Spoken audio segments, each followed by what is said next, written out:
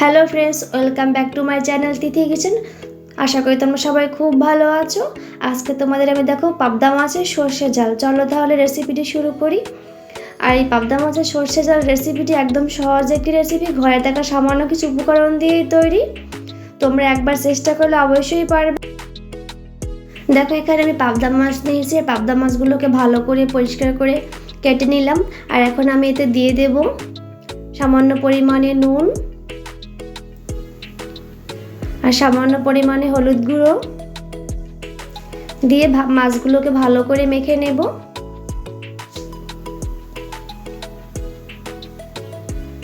আর এইদিকে দেখো একটা বাটিতে আমি সামান্য পরিমাণ জল নিলাম আর জলে 1 চামচ পরিমাণের মতো সর্ষে পাউডার নিলাম। আর তোমরা চাইলে এখানে সর্ষে বাটাও নিতে পারো।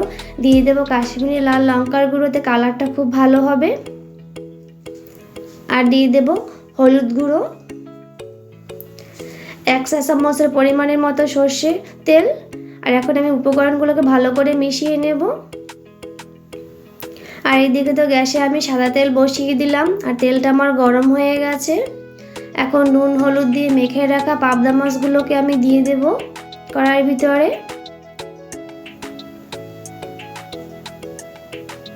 সব মাছগুলোকে দিয়ে দিলাম। আর এখন আমি মাছগুলোকে ভালো করে নেড়ে চেড়ে উল্টে পাল্টে করে খুব সুন্দর করে ভেজে নেব, লাল লাল করে। দেখো মাছগুলো আমার ভাজা হয়ে গেছে। এখন মাছগুলোকে আমি তুলে নেব। আর দেখো কড়াইতে আমার তেল রয়ে গেছে। তেলের ভিতরে আমি বড় সাইজের একটা টমেটো পেস্ট করে নিলাম, দিয়ে দিলাম। আর এখন আমি একটু নাড়াচাড়া করব। টমেটোকে ভালো করে একটু কষিয়ে নেব। তা কষানো হয়ে গেছে। এখন আমি দিয়ে দেবো 1/2 চা চামচ পরিমাণ মতো ধনে গুঁড়ো। আবার একটু মিশিয়ে নেব। দেখো এখন আমি দিয়ে দেব সর্ষে পাউডার গোলা, জলটা দিয়ে দেব। আর এখন 3টে কাঁচা লঙ্কা চেরা দিয়ে দেব। আর এখন ভালো করে মশলাটাকে আবার আমি কষিয়ে নেব খুব সুন্দর করে। দেখো কষানো হয়ে গেছে।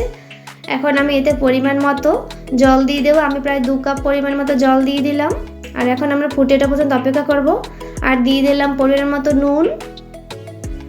দেখো জলটা ফুটে উঠেছে। এখন ভেজে রাখা পাবদা মাছগুলোকে আমি দিয়ে দেব। এখন আমি কিছু সময়ের জন্য রান্না করব। গ্যাসের আঁচটাকে বাড়িয়ে দেব। দেখো মাছগুলো ফুটে উঠেছে। মাছগুলোকে নেড়ে চেড়ে দেব। কত সুন্দর লাগছে দেখো দেখতে। আমার পাবদা মাছটা প্রায় হয়ে গেছে। আর এখন আমি এর উপর দিয়ে ধনেপাতা কুচি ছড়িয়ে দেব।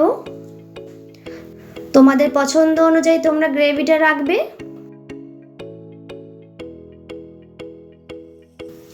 দেখো মাছটা আমার হয়ে গেছে। এখন মাছটাকে আমি নামিয়ে নেব।